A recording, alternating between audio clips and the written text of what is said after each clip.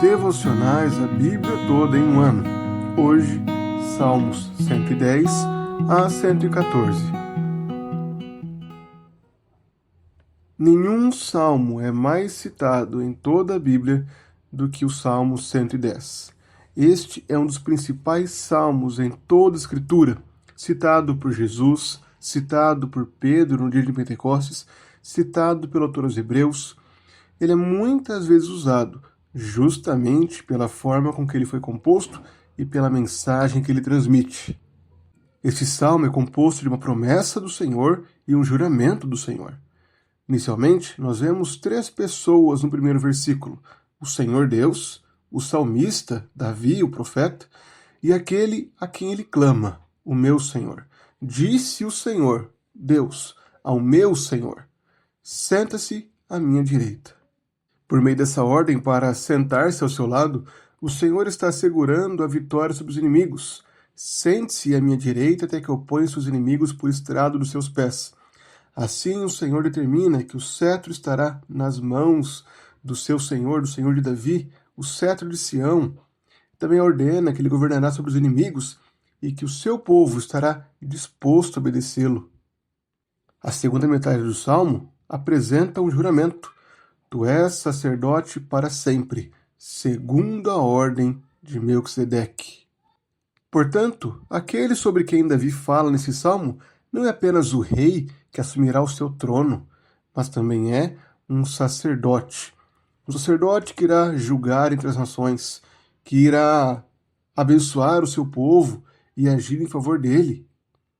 Sendo mais citado em toda a Escritura, fica fácil entendermos como esse salmo aponta para Cristo. Jesus o aplica mostrando que era impossível que o Messias fosse apenas um filho de Davi. Na verdade, o Messias era Senhor sobre Davi, pois o próprio salmo afirma isso. Disse o Senhor Deus ao meu Senhor.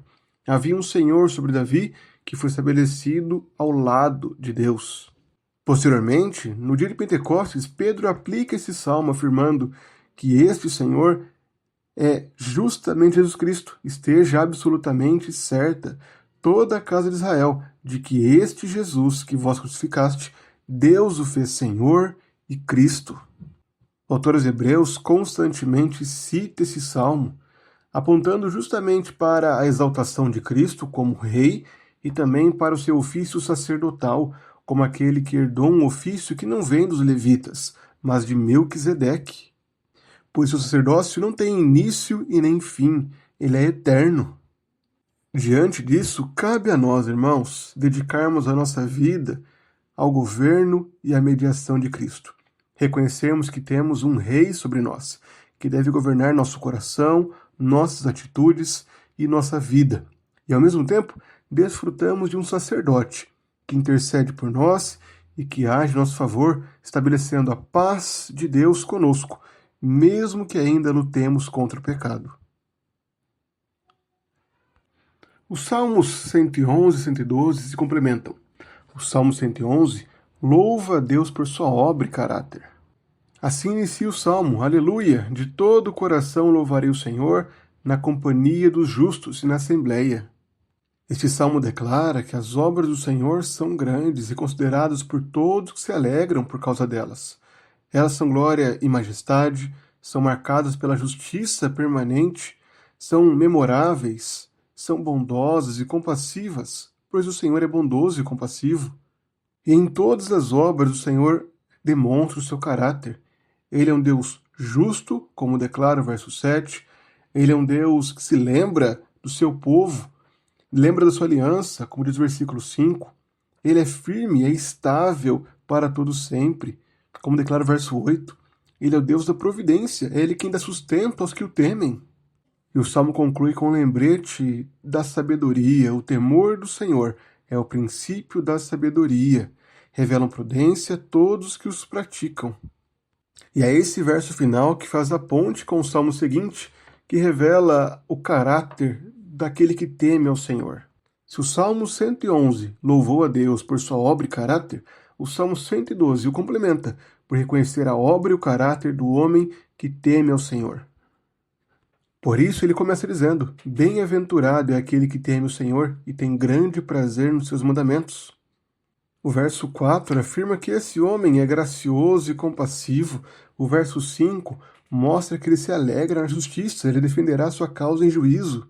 Se o salmo anterior falou que Deus se lembra da sua aliança, o verso 6 do Salmo 112 mostra que esse homem será lembrado, não será jamais abalado, será tido em memória eterna. As obras do Senhor são estáveis, são firmes, como disse anteriormente. Agora, o verso 8 afirma que esse homem tem seu coração bem firmado, ele não teme.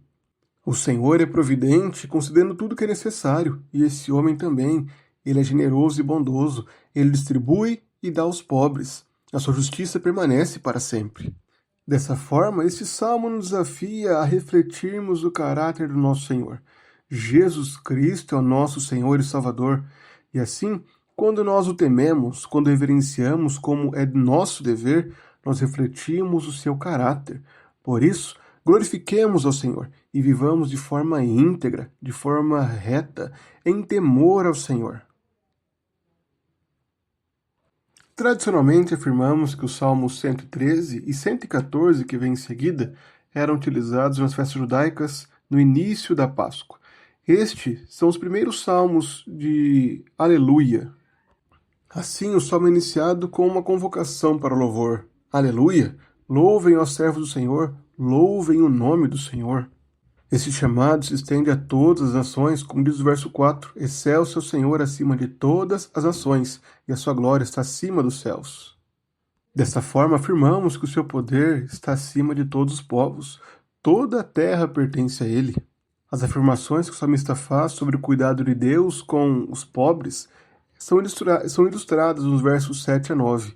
Ele levanta o pobre do pó e tira o necessitado do monte de lixo, para o fazer sentar ao lado dos príncipes, sim, com os príncipes do seu povo. Assim o salmo declara o cuidado de Deus. Aleluia! Este salmo aponta para Cristo justamente por ser o Senhor que se compadece dos humildes e pobres. Ele abriu mão da sua glória, para que assim salvasse a pecadores, aqueles que estavam mortos em delitos e pecados, e os trouxesse de volta à vida. O salmo anterior havia enaltecido a majestade do Senhor, e agora o salmo 114 ilustra no controle que ele exercia sobre a criação desde a época do Êxodo. Inicialmente, este salmo declara o significado do Êxodo. O Êxodo significou Judá se tornando santuário do Senhor e Israel o seu domínio. É marcado justamente pela presença de Deus com seu povo, e o Senhor agora reinando de forma visível sobre o seu povo. Os versos 3 e 4 mostram de forma poética como Deus agiu no Êxodo. O mar viu isso e fugiu, o Jordão recuou, os montes saltaram como carneiros e as colinas como cordeiros do rebanho. Os versos finais do Salmo fazem uma aplicação à bênção presente do Senhor. Trema, ó terra, na presença do Senhor e na presença do Deus de Jacó. Ele transformou a rocha em lençol de água e o rochedo em manancial. Este relato do Êxodo, de forma clara, aponta para Cristo, pois o próprio Êxodo era uma figura da libertação plena que seria realizada por Cristo na cruz. Portanto, ao olharmos para essa história do Êxodo, nos lembramos da nossa própria libertação e somos chamados para louvarmos a Deus pela salvação poderosa que realizou por nós. Devemos temê-lo e reverenciá-lo por ser o Deus que transformou nossa história, que removeu todo tipo de obstáculo da nossa salvação e nos salvou com mão poderosa.